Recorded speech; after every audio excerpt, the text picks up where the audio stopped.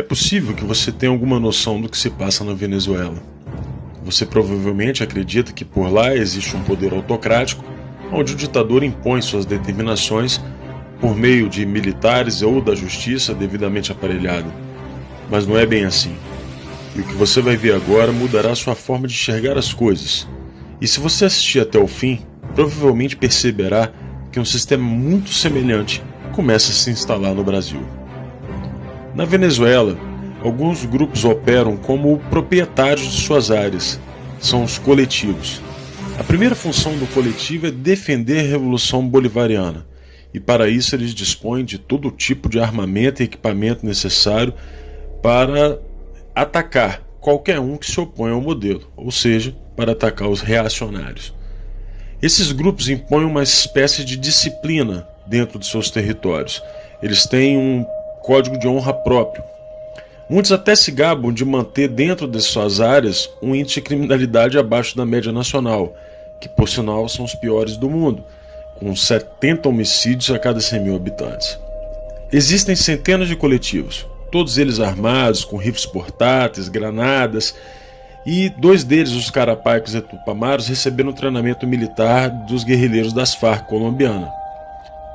Além disso, eles têm relações estreitas com outras gangues paramilitares, como os Los Rastrojos, também da Colômbia, que lhes fornecem armas.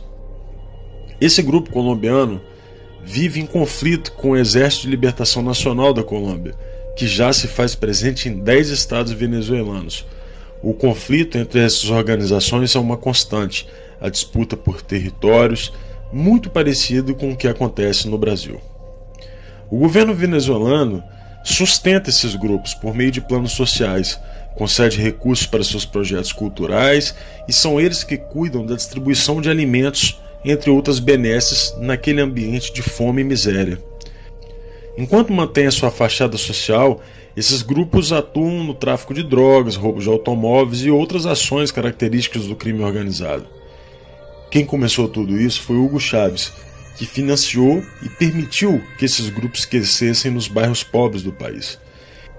Nicolás Maduro herdou esse sistema, e os grupos que não estão sob seu controle estão sob o controle de 2 figuras sombrias do regime: Diosdado Cabello, acusado de ser um barão do narcotráfico da América Latina, e Fred Bernal, atual chefe nacional dos comitês locais de abastecimento e produção.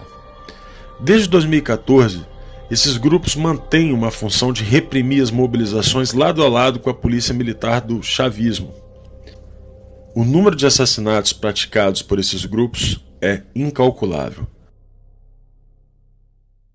Em entrevista ao New York Times, o criminologista Fermín Marmol Garcia disse que, se a revolução perder a presidência amanhã, os coletivos se tornarão imediatamente uma guerrilha urbana, ou seja, não tem retorno. Os coletivos mais conhecidos são o Movimento Revolucionário de Libertação Carapaica, que usam vestimentas militares e escondem o rosto, e o seu líder é o comandante Murat. Suas armas incluem M4, rifles FAL, e são considerados um dos 2 grupos mais perigosos. O segundo grupo mais perigoso é o La Pedrita, que nasceu em 1985 por Carlos Ramírez Valentim. São responsáveis por inúmeros homicídios. Outro grupo conhecido é os Los Tupamaros, é uma organização de tendência marxista-leninista que herdou o nome do grupo guerrilheiro uruguaio sob o lema Comuna ou Nada. Esse grupo é apontado como o principal repressor dos protestos de oposição ao regime de Maduro. Existe a Coordenadoria Simón Bolívar, que atua em Caracas e se autoproclama um dos coletivos fundadores do regime. O coletivo Alexis Vive é conhecido por suas ações armadas e recentemente atacou as instalações do maior sindicato empresarial do país. O último grupo é o Grande Polo Patriótico, criado em 2011 e formado por 28 conselhos setoriais, que possui 10.810 mini-coletivos.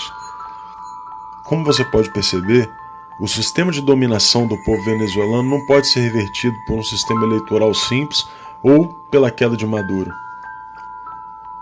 A melhor definição do que aconteceu por lá foi feita por Lech Walesa. Segundo Walesa, fazer o socialismo é fácil. É como fazer uma sopa de peixe de um aquário. Basta aquecer a água, não precisa nem temperar, as plantas já estão lá dentro. Fazer o contrário, criar uma sociedade livre a partir do comunismo, é como fazer o aquário utilizando uma sopa de peixe. Isso é complicado.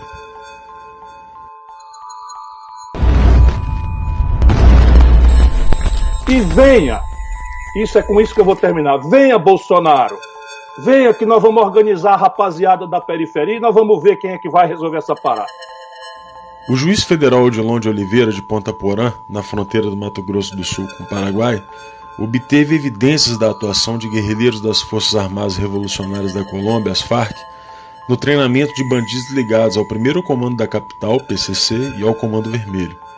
Segundo as apurações de Oliveira, quadrilhas de narcotraficantes do Brasil são os principais clientes da América do Sul na compra de cocaína produzida pela facção colombiana. Eles treinam brasileiros lá para agir aqui.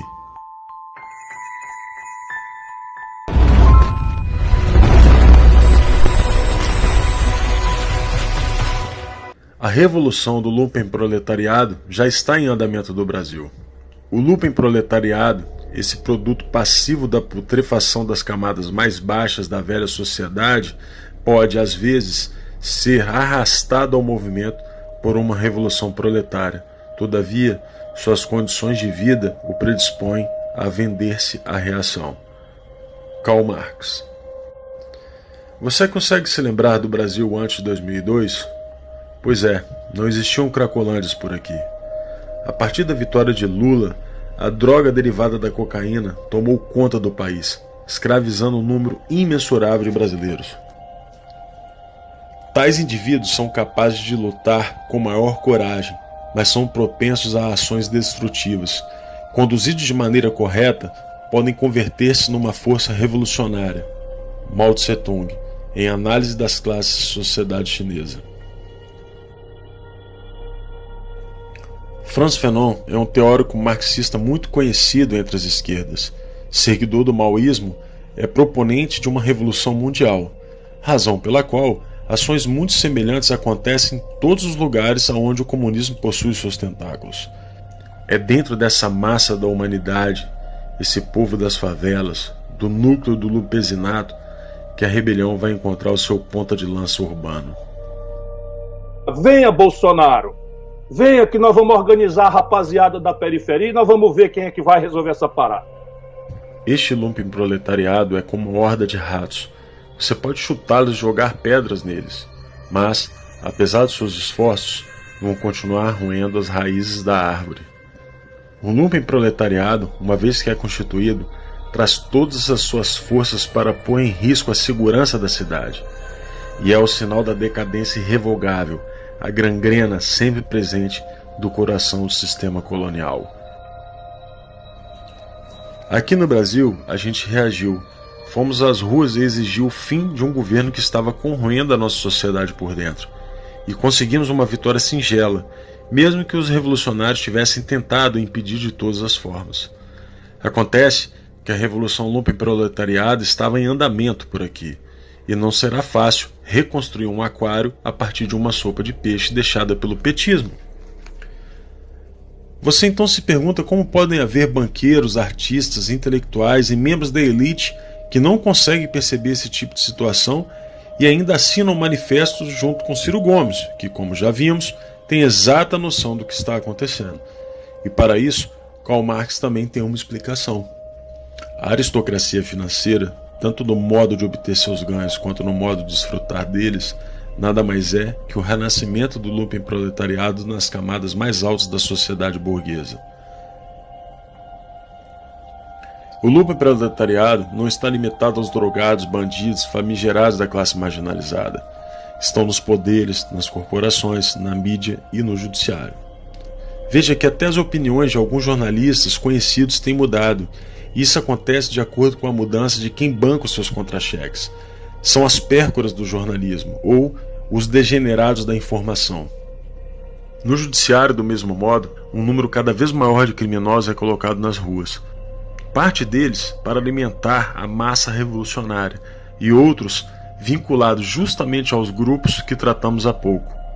Tudo isso é feito às claras, não existe segredo. Preciso que a gente denuncie isto.